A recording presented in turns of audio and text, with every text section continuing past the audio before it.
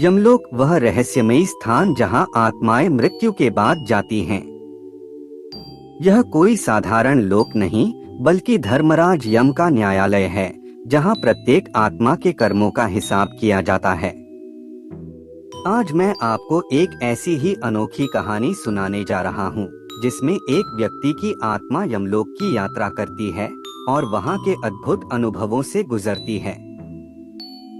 रवि एक 45 वर्षीय व्यापारी था। धन दौलत, परिवार और सुख सुविधाओं से परिपूर्ण जीवन जीते हुए भी उसे हमेशा अपने व्यापार में लाभ और हानि की चिंता लगी रहती थी। वह अपने कर्मों के प्रति कभी गंभीर नहीं था। दूसरों को ठगना, धोखा देना और गरीबों की मेहनत का गलत लाभ उठाना उसके स्वभाव का हिस्सा बन चुका था। एक दिन जब वह अपने ऑफिस में बैठा था, अचानक उसके सीने में तेज दर्द उठा। उसके कर्मचारियों ने उसे अस्पताल पहुंचाया, लेकिन डॉक्टरों ने घोषणा कर दी, इनका निधन हो गया है। रवि की आत्मा ने स्वयं को अपने निर्जीव शरीर से अलग होते देखा। उसे लगा जैसे वह हवा में तैर रहा हो। तभी दो विशालकाय प्राणी, जिनकी आंखें जलती हुई अंगारों जैसी थीं और जिनकी काया विशाल पर्वतों के समान थी, प्रकट हुए। उन्होंने रवि से कहा, तुम्हारे कर्मों का हिसाब करने का समय आ गया है।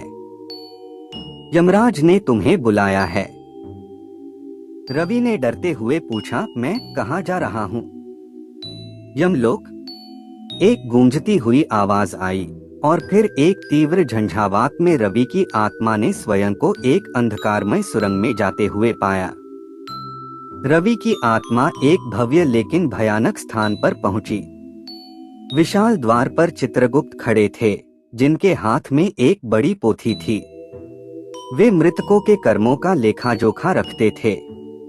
उनके चेहरे पर एक दिव्य तेज था और आंखों में न्याय की ज्योति थी। चित्रगुप्त ने रवि को देखा और मुस्कुराते हुए कहा, रवि, तुम्हारे कर्मों की समीक्षा होगी। क्या तुम तैयार हो?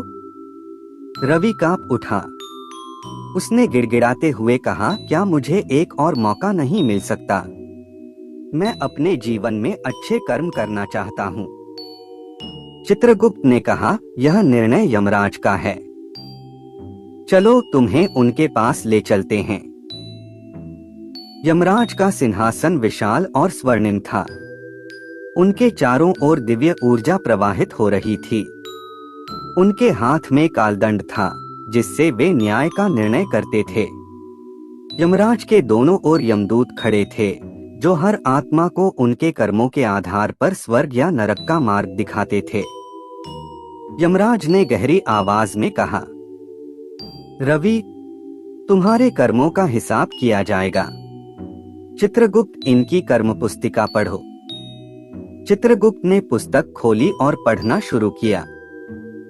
रवि ने जीवन भर दूसरों को धोखा दिया, गरीबों का शोषण किया, व्यापार में बेईमानी की, लेकिन उसने कभी कभी दान भी किया और अपने परिवार से प्रेम भी किया।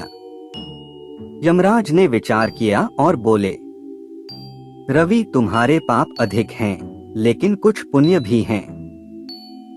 इसलिए तुम्हें पहले नरक में दंड भुगतना होगा, फिर तुम्हें पुनर्जन्म का अवसर मिलेगा। रवि कांप उठा। उसने विनती की, मुझे नरक मत भेजिए, मैं अपने जीवन में सुधार कर सकता हूँ। यमराज ने गंभीर स्वर में कहा, अब बहुत देर हो चुकी है। चलो तुम्हें नरक दिखाते हैं। रवि को एक अंधकारमय स्थान पर ले जाया गया, जहाँ असंख्य चीखें गूंज रही थीं। वहाँ अलग अलग प्रकार के नरक थे। तमिश्र नरक, जहाँ लालचियों को रखा जाता था। रौद्र नरक, जहाँ हिंसक प्रवृत्ति के लोगों को जलती हुई जंजीरों से बांधकर रखा जाता था। कुंभीर नरक, जहाँ बेईमान व्यापारियों को उबलते तेल में डाला जाता था।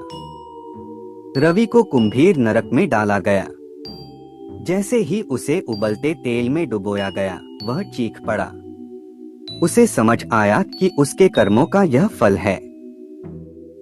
कई वर्षों तक नरक में यातना सहने के बाद यमराज ने उसे पुनर्जन्म का अवसर दिया। इस बार वह एक गरीब किसान के घर जन्मा। पिछले जन्म की यातनाओं की स्मृति धुंधली थी, लेकिन उसके मन में हमेशा यह भावना बनी रही कि उसे सदैव ईमानदारी और करुणा के मार्ग पर चलना है। इस जन्म में उसने मेहनत से जीवन बिताया, दान पुण्य किया और लोगों की सहायता की। जब वह वृद्ध हुआ और उसकी मृत्यु हुई, तो इस बार यमलोक में उसका स्वागत सम्मान पूर्वक हुआ। चित्रगुप्त ने घोषणा की, इस जीवन में रवि ने पुण्य कमाया है, इसे स्वर्ग का मार्ग दिया जाए। यमराज मुस्कराए और बोले, अब तुम्हें अपने कर्मों का सच्चा फल मिला। यह जान लो कि जीवन में किए गए कर्म ही मृत्यु के बाद साथ जाते हैं, इसलिए सदा अच्छे कर्म करो। यमलोक की यह कथा हमें सिखाती है कि अच्छे और बुरे कर्मों का परिणाम अवश्य मिलता है। मनुष्य को चाहिए कि वह जीवन में ईमानदारी, करुणा और सत्य के मार्ग पर चले, क्योंकि मृत्यु के बाद केवल हमारे कर्म ही हमारे साथ जाते हैं। अगर आपको यह वीडियो अच्छी लगी तो वीडियो को लाइक करें और चैनल को सब्सक्राइब करें। धन्यवाद।